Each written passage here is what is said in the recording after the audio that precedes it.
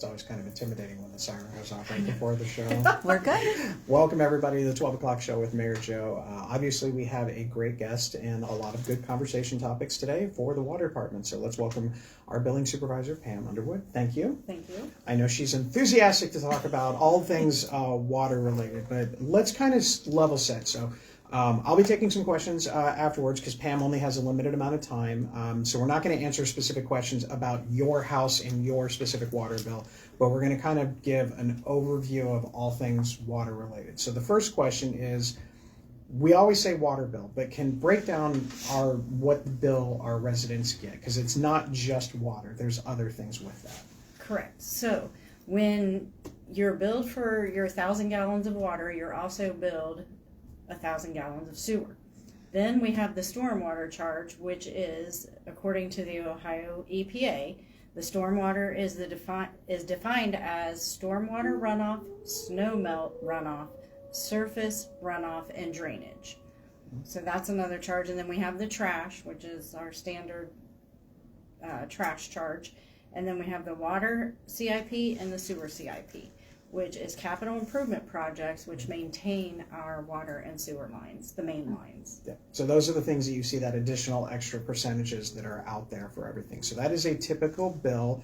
Now you mentioned, you said 1,000, so obviously people are probably using more than 1,000 gallons of water, Yes. but it's a certain dollar amount per 1,000 gallons. Yes. Okay, so that's part of it. So we have one kind of an example of a bill here, and this is water bill. So let's just say the meter reading has it at basically, usage is 1,000 gallons and it says 18. Would that mean that that's 18,000 gallons? Yes. So that's 18,000 gallons, so that's a lot of water. And then that water amount would be then based on that 18,000 gallons, and that would be $199.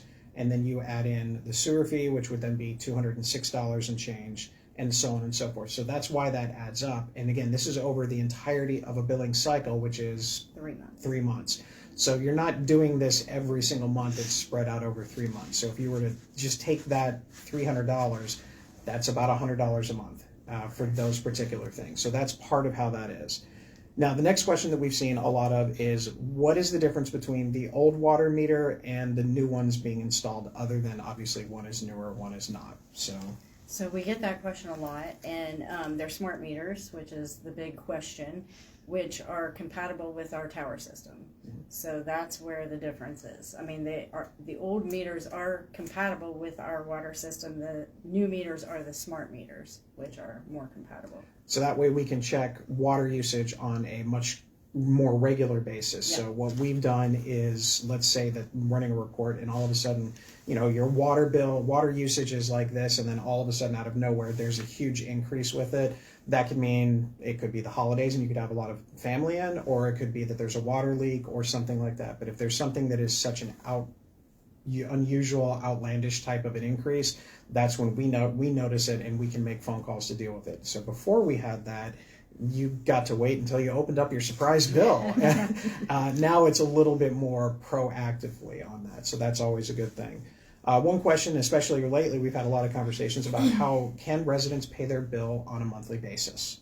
Absolutely, and we encourage it, actually. Okay. So the way they can do that is they can go onto our website, on our portal, and they can make payments through their monthly if that's what they choose, or they can do bill pay through their bank and have their bank send us $50 a month if that's. We also have the 24-hour drop box in the parking lot. You can drive through, drop a money order or a check in every month if you prefer, or you can come into the office and pay us. Yep. So there's always lots of different options with that. Another question, and this is always one that just kind of like when people open their bill, I think it's a sticker shock aspect of it. The difference between an estimated reading and exact reading. Now, I think we all know the difference, but from our purposes for a water bill, what's the difference between those two? Okay, so typically we do not estimate. So unless there is a communication error with the meter. So, however, before we estimate, we make every attempt to contact the resident, to get an appointment, to get in there, to figure out what the communication error is with the meter. And then if we still do not get contact and we still do not, then we send out the estimated bill. Okay. And the estimated bill typically is probably $1,000. Yeah, so that's always going to be something else. So that would be the issue. Now, the next thing that comes up with that, obviously, once they're contacted, then the next thing is they got to contact us. So if you're a resident that is unable to pay your bill, or there's an unexpectedly large bill or an estimated thing, what are the steps that they should take to try and figure things out that doesn't include Facebook? Okay, so if they're unable to pay by the due date, because those are two different issues. If they're unable to pay by the due date, they need to just call into our office and we can make arrangements that way. But they will have to make contact with us so that we, can notate their account, and they will not receive delinquent notices, door hangers, things like that. Now, if it's an expectedly high bill, we try to reach out, obviously, to the customer. We will hang door hangers, letting them know that there is an issue with the meter and we need to make contact. And once they have the repair done, if they have a toilet leaking, they have to dig up, their property. We can, look at what the issue is, and we can maybe give them some relief on the bill. So there's options with it, but again, you have to call us. And I make the joke about Facebook, not because, we've all seen the comments on social media about water bills and things like that. While I do see them, I don't have the authority to sit there and say, all right, random person A had a complaint on social media and I reach out to you. And if they've never contacted you, there's not much we can do about it. And putting it on social media, hoping that I see it, is not the best option. The best option, again, is to reach out to the water department, talk to one of the people, make an appointment to come in, all of that type of stuff. So we're going to be doing a couple of things over the next few weeks on social media. Pam was nice enough to get a number of, I guess you'd say, water, like water rationing tips, and how to reserve some of your water. Also, what happens if, most common examples of what happens with leaks. So you're going to start seeing those things kind of sprinkled in every now and then, all the way across for the next couple of weeks for that aspect of things. So that is kind of like the water department's role. There's a lot of other things that go into this beyond that are not necessarily what Pam deals with, and I'll kind of go into that and answer some questions about those things. But I do appreciate it. Is there anything else that you wish everybody knew that we haven't talked about? Just one other thing about the water conservation sheet that I had sent and the leak testing. We do have... I don't know what the word I want to use. So we do have dye tabs and things like that in the office that they can come in and pick up at any time and test their own toilets and test before they would maybe call a plumber or, get into something major. Yeah. All right. I appreciate it. I know you've got lots of things to do because we're in that middle of that wonderful cycle. So thank you so much for coming. I appreciate it. Again, if you have questions, reach out to the water department. But thank you, Pam. I appreciate it. Enjoy. Thank you. All right, so a couple of other things that we're talking about with this, based on the other grander thing. Start with the City of Columbus. So it looks as if the contract between Reynoldsburg and the City of Columbus for water had been signed anywhere between 1998 and 2001, give or take a couple of years. So the City of Gahanna, Bexley, and Reynoldsburg are going to be working with the City of Columbus to kind of take a look at those contracts again, knowing full well that our water comes from Columbus, and that's the way it is. So we're going to try and figure out that part of it. One thing that did come up yesterday on a social media feed, I think it was yesterday, may have been Monday, where should Columbus just take everything over, and that way we wouldn't have some of the quote-unquote the middleman or having those fees to maintain everything. And I understand why that's appealing. Gahanna did try and do that in 2022, and Columbus denied them that opportunity, so I don't know if that's an option from Columbus's point of view. But at the same time, the issue then becomes reliability. One of the good things about having our own team for the water department is if there is a break in Reynoldsburg, usually we have somebody on site within 45 minutes or so, give or take a little bit. Columbus at times has taken multiple days, if not a week, to actually get out to it because of the size and scope of the City of Columbus. So that's part of it. Now, there are a couple of other things that have kind of influenced what's going on. One, the City of Columbus is in the process of building a $2 billion water center, and we're paying for it. That's why we had the 18% increase in water fees this year from the city of Columbus. Next year, we already know it's going to be 16%, followed by in 2028, it will be 15%. And that's as of right now, and that's just for water. We know that because that's the money that is being used to actually build their new center. And that center is being built primarily to deal with the increase in number of data centers in the Central Ohio area. That's not really an option that we like here in Reynoldsburg. Certainly any community that's dealing with water is wondering why is it that Reynoldsburg residents are having to pay for these increases when data centers are coming in using their resources, which is one of the reasons why we're reviewing that contract in addition with Gehenna and Bexley to kind of address those issues. So those are some concerns that we are working on with that, and we are trying to figure some things out. So with that, I will take any questions that have popped up about water bills. Nothing. All right. Well, the only thing that I forgot to ask is if you don't have your new smart water meter yet, they are going to be scheduling those coming up probably in the next couple of weeks to try and hit that all the way across to make sure those meters are there. In the meantime, we're going to go ahead and move on to some other fun topics. The next one is, believe it or not, we are hiring. We've got some seasonal positions that are available. One is for our park staff. This is for seasonal maintenance, so doing some landscaping work and things like that. We also have a seasonal events staff. So if you're not just excited about all the events that the city of Reynoldsburg has, but you actually want to work for us and get paid for it, you can apply for that job. There's all sorts of positions out there. What would you say are going to be the big things that people might be doing for event staff? Helping us load in vendors, managing load in of food trucks, working at different stations at the events, and so helping us just bring a lot of neat things to each event and helping residents figure out where to go. So it's going to be a lot of fun. So if you're interested, you can check that out on our website. Just go to the Human Resources, and then there's a chat tab for jobs and things like that. So we've got that going for you. And now I'm going to just kind of jump right into this fun post. Over the last couple of months, we have noticed a unique thing amongst some of our social media feeds. It started in, I want to say, October of last year with a post that the city has put out a number of years in a row called Indigenous Peoples Day. Then we moved on to past that to Ramadan and Eid and St. Patrick's Day and Lent. And it was interesting to see the large amount of comments on a couple of these posts, specifically the Ramadan and Eid as opposed to any of the other ones. For the city that claims to be the city of respect, there were a lot of posts out there that were less than respectful. This is where it kind of gets into a little bit of let's talk about the Constitution. And no, I'm not going to go into history teacher mode completely, but I will say this. There's a couple of things in the Constitution that are allowable. One is freedom of speech. Which allows you to put those things on social media as long as they fit within a certain realm where you're not threatening and fighting words and things of that nature, which nobody really got to, even though some of the posts on the social media pages for these events were incredibly offensive. But you have freedom of speech to do so.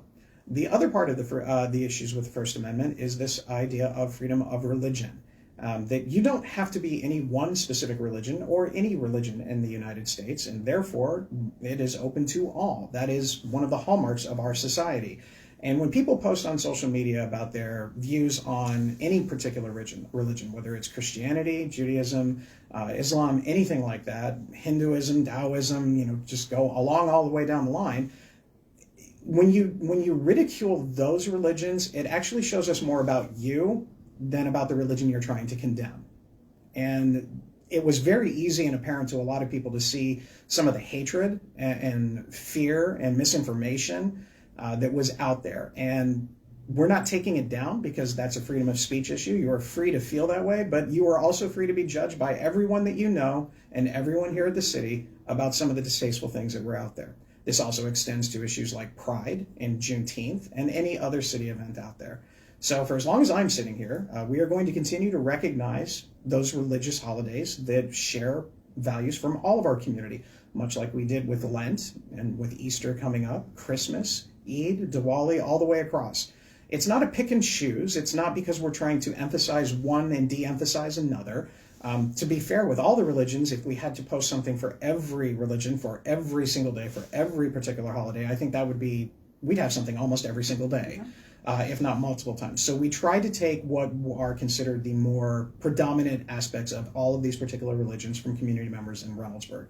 And we will continue to do so. And some of you will continue to put some of your posts out there about how you don't like that. And you are free to do so, but it ain't changing anytime soon. So just throwing that out there for you. Now we're going to go and have a little bit more fun because it's everybody's favorite time. We're going to get ready and talk a little bit about, is it code enforcement or RPD? But first, we've got No Mo May is No More. We're going to get to a pollinator garden event that's actually going to be this Saturday, March 28th. And let us go ahead and bring over our contestant. Come on down. You're the next contestant on code enforcement or RPD. Am I the only contestant? You are always the only contestant. Just curious why I always win. Yep. Well, we'll see about that. So we're getting to that time where eventually the weather is going to get nicer. And so there's going to be certain things. So the question that always comes in, all right, let's say you have a neighbor and your neighbor's grass has never been cut and it's starting to get really noticeably tall. Is that a question, is that somebody that do you call RPD or do you call code enforcement for that? Can I call RPD? You can call RPD, but I don't think we're going to send SWAT out to them. Okay, fine. In reality, that is a code enforcement issue. So you have to go with code enforcement. Now, one other issue, and this is actually a part of a larger conversation, but it's a real one. When we try and go out and walk in the afternoons, evenings when the weather is nice, there are times where we come to, we're walking on the sidewalk, and there is a car that is actually parked over the sidewalk. If you're just by yourself and you have no mobility restrictions or anything like that, you can just walk around it. But if you've got a stroller or you have limited mobility or any number of other issues out there, that makes things difficult. So if cars parked over the sidewalk, is that a call to RPD or is that a call to code enforcement? It's code enforcement. That is code enforcement, correct. So you've got that one. So you're 1 for 2 right now. So you're batting 500. That's good. So if you do see that, that is a call for code enforcement. Now, let's be honest. Code enforcement is probably not going to run right there at that moment in time to do something like that. However, we will get out there and try and remind residents in those specific areas that are there. This can be done through our Engage Reynoldsburg app. You can do it that way with a picture, and so we can always go and notice it. The other one that does, maybe this might be a little bit different, so I'm going to up your game a little bit, code enforcement or RPD.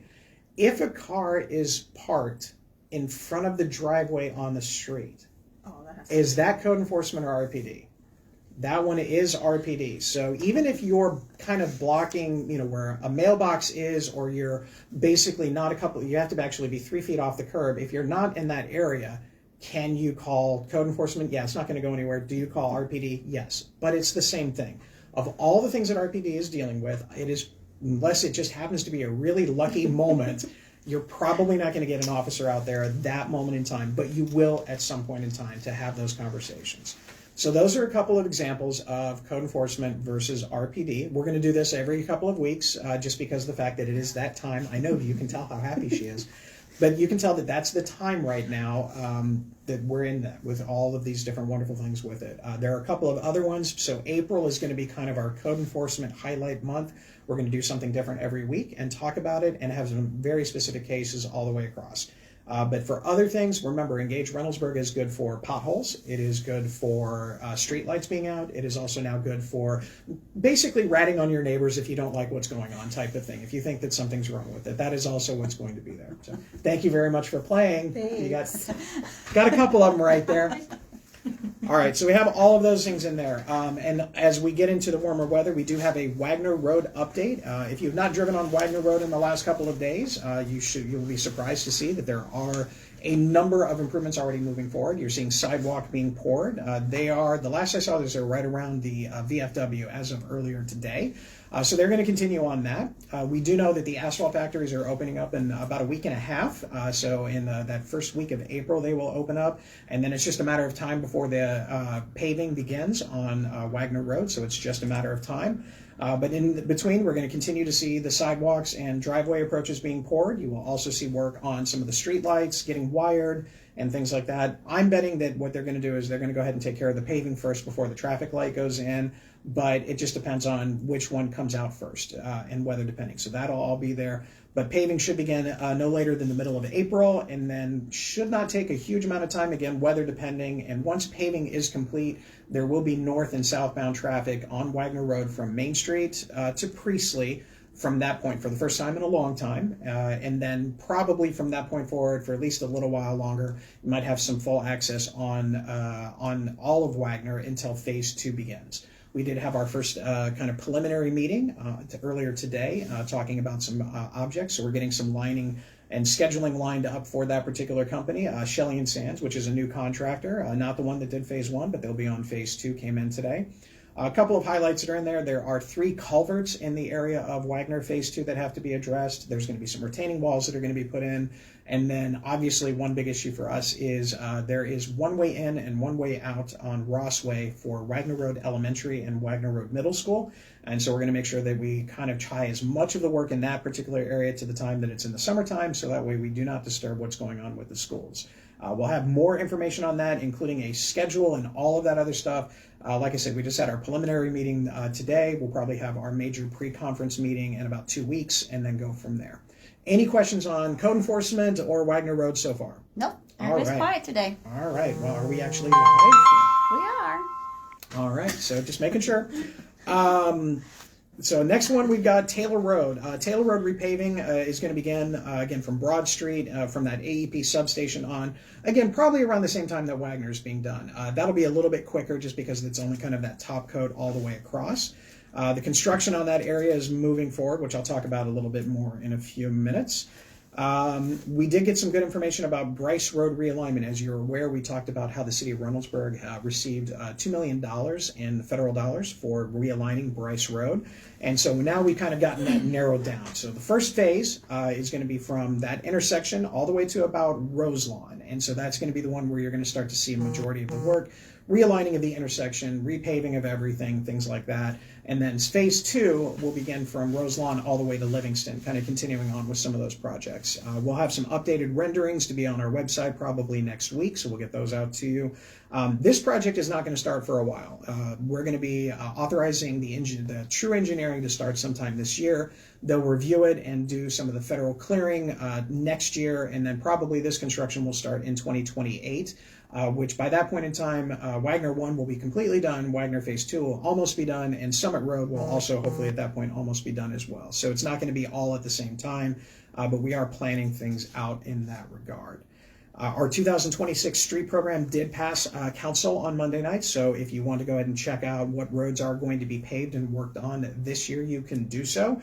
Remember, our road focus this year for the most part is good curbs, bad roads. So we're trying to get as many roads done as we can without going into the reconstruction of some of the curb areas. So that part is going to be there. Probably bid those out in June and then go from there. Now, what's interesting is, if you hadn't noticed, gas prices have gone up for some strange reason. If you want to talk about why, feel free and reach out to me some other time. That may impact the cost of asphalt and some of the materials. So our plan is budgeted for a certain amount of things, and who knows what will happen between now and then if those prices kind of stabilize. But we're going to try and get as many of these roads done this year as possible, so check those lists out. Anything else? No. All right. Parks programming, all sorts of cool parks programming things coming up. We've got Arbor Day coloring contest. It's going on now through April 3rd. If you're interested, you can check out the Parks and Recs page on Facebook to get the picture. But it's only pre-K to second grade. Anyone in Reynoldsburg is able to apply. So go ahead and make your pretty picture and submit it. And who knows, maybe you can be there, and we'll be planting some trees in regards to that. We have the Easter Bunny breakfast this weekend. Register online. I'm not sure how many spots are open yet. I was not told. So I'm betting you if it's not full, it's pretty close. So if you want to have breakfast with the bunny, go ahead and do that. We also have Plant Reynoldsburg coming up on May 16th. That will be here at City Hall from 9 to 12. And I have a feeling there's going to be a lot of red, white, and blue flowers that are going to be planted around that time. followed immediately by May 17th, Replant Reynoldsburg for all the places that I actually try and put plants. Some other cool things going on. We've got K-Pop Demon Hunters program starting Thursday, April 4th through the 23rd for 6 to 12-year-olds. No, I am not going to break out in song, but it's going to be from 6 to 7 p.m. at the Senior Center, and I'm sure it'll be a golden time for all. Franklin County Soil and Water will be out there at Civic Park on April 4th from 10 to 12 as well, doing the same thing that we do a couple of times a year with them. Franklin County Soil and Water are great partners. We'll go in, remove some invasive species. Basically, they will point to the stuff that you have to remove. You don't have to understand what any of it is. They'll remove it, and then we'll go from there, and there will be donuts. So always a good thing with that. Update on our composting for the month of February, and again, keep in mind it was a shorter month. We collected 305 pounds worth of compostable material, so that was always good.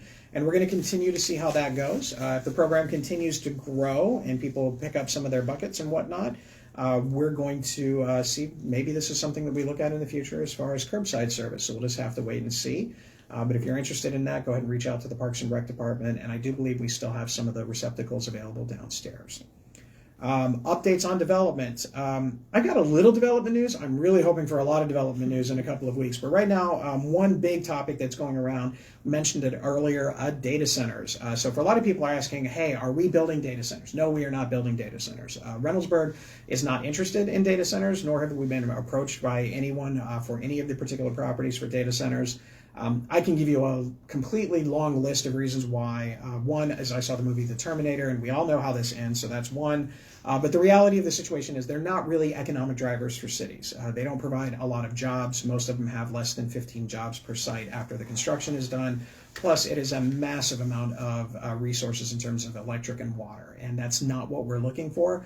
What we're looking for are positions where there's actually people on site working on a day-to-day basis. So things that you see on Taylor Road at both of those locations, as well as Summit, that's the goal, is to have something where people are coming in, they're producing something, clean engineering, clean technology, stuff like that in those areas. So data centers is not really something that we're interested in. I know that's always a question that comes up in there as well. Any questions on that one? Nope. All right. Figured a data center question would come up at some point. So other events coming up, we've got the Lions Club Easter egg hunt. Again, that's this Saturday from 12 noon on. It's at Huber Park, and there's going to be age brackets. It'll last from 12 to about 12:02. So that's there, and that'll be right after the Easter Bunny breakfast. So come on out, and thanks again to the Lions Club for that one. Looking ahead, we've got a couple events on April 18th. We have YMCA is hosting their Healthy Kids Day from 1 to 4 p.m. There's going to be a lot of activities that we'll kind of talk about as we get a little bit closer. And that's going to be on April 18th. We also have Raiderthon. It is that great organization to raise money for pediatric cancer, and they're going to be there, so save the date for the 18th. That's going to be at the Summit Row campus starting at 12 p.m. We also have, and I know we'll hear more about this as we get a little closer as well, the Reynoldsburg Education Foundation Purse Bingo is back. We have a bunch of fun things going on. Tickets are $40. You get 10 bingo cards. Purses from brand names like Louis Vuitton, Kate Spade, Michael Kors, Coach, and more will be there. We'll see if we can get somebody to pop in and show me what some of the purses look like. I know that Debbie Dunlap, who works on this one, she's going to struggle, I'm sure, to go to all of these wonderful places and purchase purses in there. Location this year will be at Blacklick Woods Golf Course at the Eagle View location, so that's going to be a lot of fun there. Check it out. Great opportunity to raise money for the school, specifically that 8th grade field trip to Washington, D.C. We do have some other news about the Tomato Festival. We've got the pageant is actually accepting applications beginning on April 1st all the way across. So if you're interested, go ahead and check out our page there.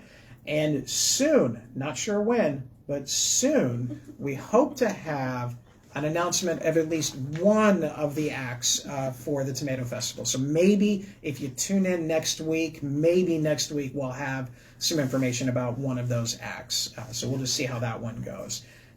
Jennifer's not saying no, so we're going to go with it. So we've got that one. Other cool things going on, Community Cleanup Day, always a fun thing. It's April 25th. It's potential other activities for community members we're working on for some litter cleanup and things like that.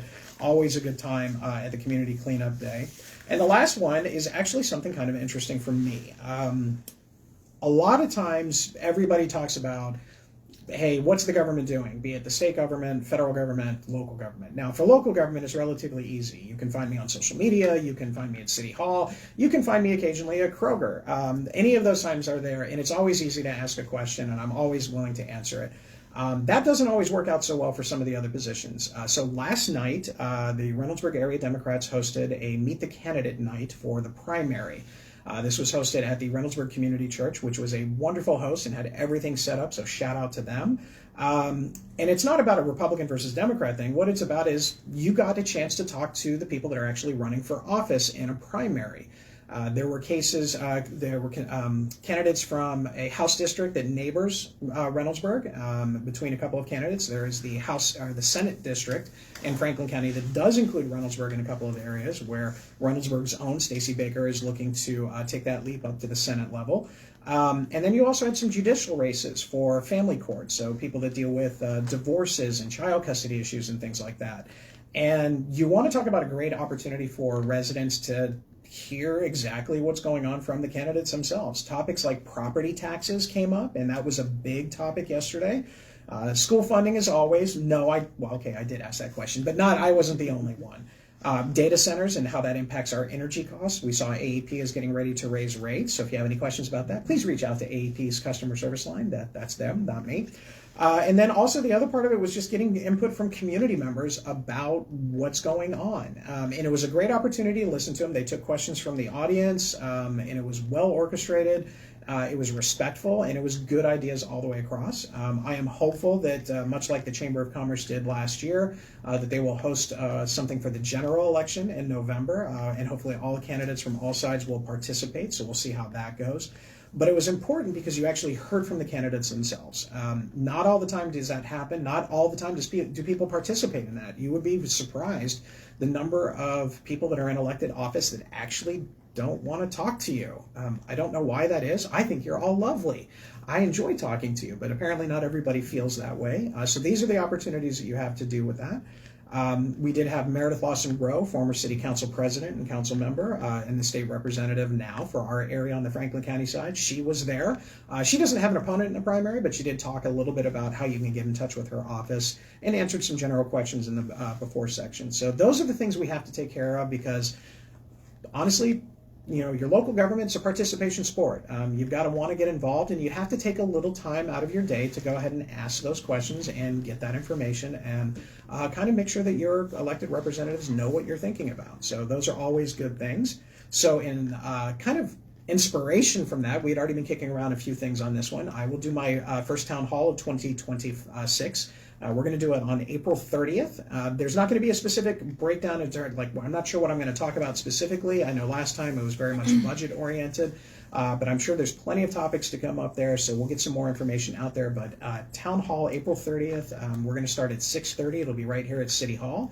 And we'll be basically a question and answer session. Hopefully we'll have some new information about maybe some development that's coming in.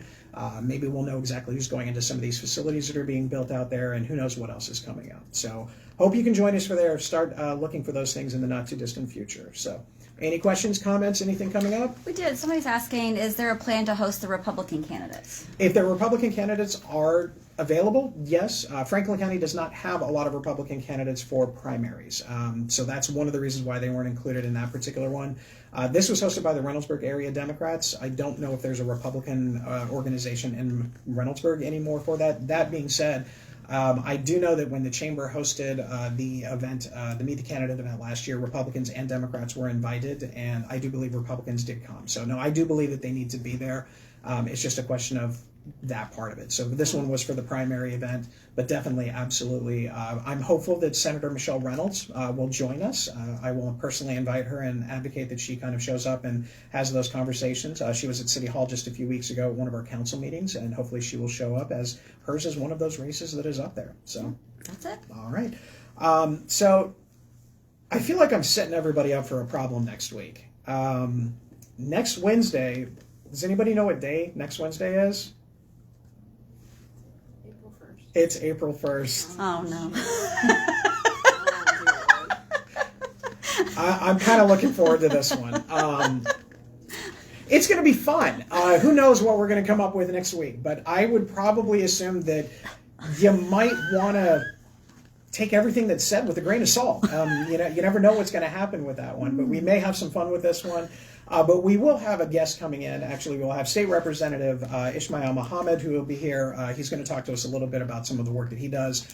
He actually is an attorney that works occasionally in City Hall here. He comes in with different clients on things like that. And we'll probably talk about a number of topics at the State House, as well as immigration issues and things like that. So I'm actually looking forward to him. He is a great individual. I've talked to him on a number of occasions.